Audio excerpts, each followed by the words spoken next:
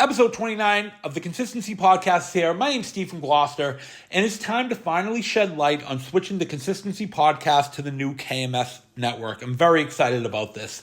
Being a part of a team and showing loyalty is something that means a lot to me.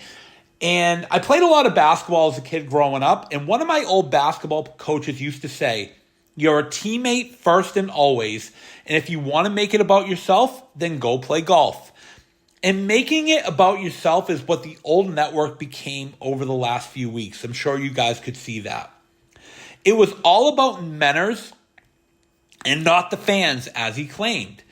And I'm a fan of Menors. I can't help it. I'm a huge supporter of his. But you simply do not change the name of the network to your own name and then tell the fans it's about them. It doesn't work that way. People can see through that. And this isn't the forum to litigate if this was a bit or not, but it definitely wasn't a good look. I hope Menors would agree to that. And I'm not going to list all of my grievances against the old network, but what I will say is that it's easier to fire a coach than it is an entire locker room.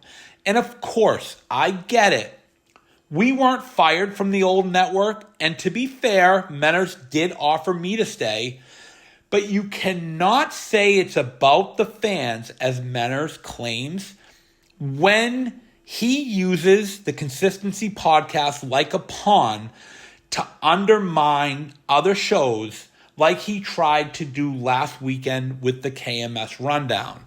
As you guys know, I'm loyal to those guys as I am to all the shows on the network. But when I saw that Menors tried to run the Consistency Podcast around the same time slot as the Rundown guys, then it was the last straw for me. It was a total turnoff because it was an amateur stunt. He tried to put me up against guys that I am loyal to. That just doesn't happen, especially in my Sicilian culture.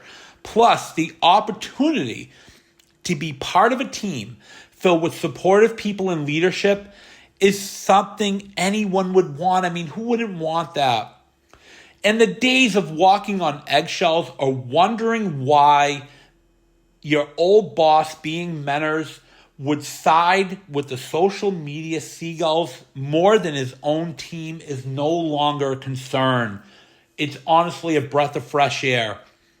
This network is a team where we give fans the content that they deserve to enjoy when the main show is off the air. That's what it's all about. There's no egos on this side.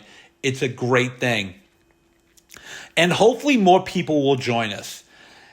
As it was said in the Bronx Tale, the saddest thing in life is wasted talent. And there are still talented people across the street who will probably welcome the change of scenery if they want to come to our team. And if you're someone who wants to get into the game and create a new show, then reach out. Reach out to one of us.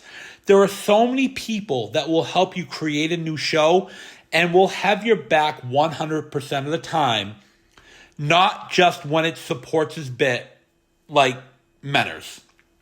Now, moving on, I thought this was an outstanding week of content, with the Unnamed Show being the best yet. The crucifixion of Chris Klemmer definitely dominated that episode, but what I loved about it the most was that it was vintage Portnoy. This is the Dave that everybody loves. He had fire in his eyes, and he was very motivated. Whitney was solid as usual, and getting an unhinged Kirk, even for a few minutes, also makes for wonderful listening. I mean, Kirk was really, really fired up, for sure. And Klemmer did his best to swim with the Sharks, but didn't he come away from that episode feeling a bit needy and unwilling to admit that his 100 Hours of Solitude was kind of a dud?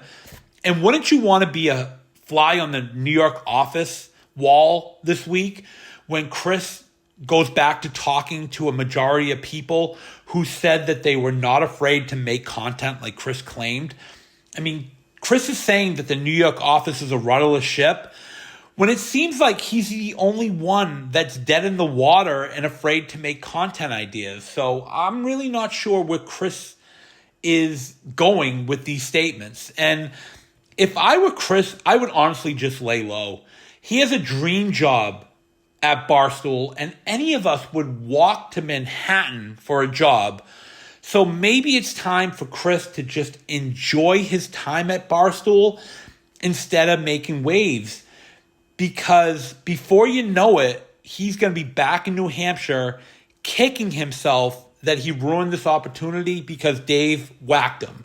I know Kirk says that Dave doesn't whack anybody, but there's always a first time. So, Clemmer definitely has to worry about that. As for KMS, I thought it was a great week of shows. Being in the studio for the Mike Violette obituary segment felt like being in the front row of the Rolling Stones concert back in their heyday. I mean, it was absolutely hilarious. Kirk and Blind Mike going back and forth was legit funny, and trying to contain my laughter was impossible once we found out that it wasn't Getroman who passed away, but another Mike Violette. And, obviously condolences go out to that family because that Mike Violette seemed like a really great guy. And I thought that segment set the stage for the entire week. Mutt is always a good sport. He's great to listen to. He's really, really developed into a great second chair on the show. So I love when he's on. And the Montante-Whitney pairing was just gold. I mean, Montante is so funny, and some of the things he says are absolutely wild. Sometimes you wonder how he's even thinking these things, let alone saying them. And plus, whenever you have Big Steve back in studio, it makes for great content. As you can see and hear the mutual respect he and Kirk have for one another. I mean, this was KMS at its best all week, and being a part of it, even at a very small level, was a great feeling. And yes, to update everybody, my laundry is done, and the holiday socks are going to be out of the starting rotation from here on in. The only takeaways for this upcoming week is who's going to win the weight loss challenge and what's going on with the Portland show. The weight loss challenge, I mean, I'm no expert, but it seems like regimen and willpower are a huge part of dieting, as is exercise, of course. And Justin has shown huge willpower. He doesn't drink Mountain Dew anymore, for example. So he seems to have the edge when it comes to the food aspect over Coleman, who thought that eating French fries with a grilled chicken sandwich was okay. I mean, what was he doing there? But I kind of think Coleman has the edge on the exercise because he says he enjoys going to the gym, and Justin really doesn't talk about exercise as much. But if Justin can motivate himself to get some walks in and keep his diet in check, then I think he's going to end up being the winner in 100 days. But no matter what, it's such a good thing that these guys are doing this. It's really going to help them with their overall health for years to come. And I think it's going to be a win-win for both of them. As for Portland, there is talk and concern from Kirk that the ideas in show prep is not going in the right direction. But honestly, haven't we heard this in the past from Kirk? It seems like he's always anxious and underconfident going into a live show. But when it's over, a majority of them are top-notch. They're first class. So I'm thinking it's kind of, Kirk and his, Kirky bits in a way. And I kind of have a feeling this is going to be the same. Kirk's an exceptional showman. He's really good at what he does. He's just such a talent. So that this is going to be a memorable show and weekend in Portland. So while it seems like Kirk is nervous or he's just down in the dumps about Portland, to me it's just Kirk. And, to pardon the pun, Kirk's just curbing his enthusiasm as we grow closer to the 30th. And this is definitely going to be a gem of a show when all is said and done. So if you haven't bought your tickets, do so now. Get to Portland. It's going to be a great weekend.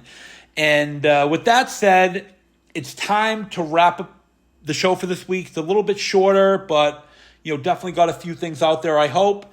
Have a great weekend. Enjoy the time with those who bring you a smile to your face. Stay well, and I'll talk to you soon.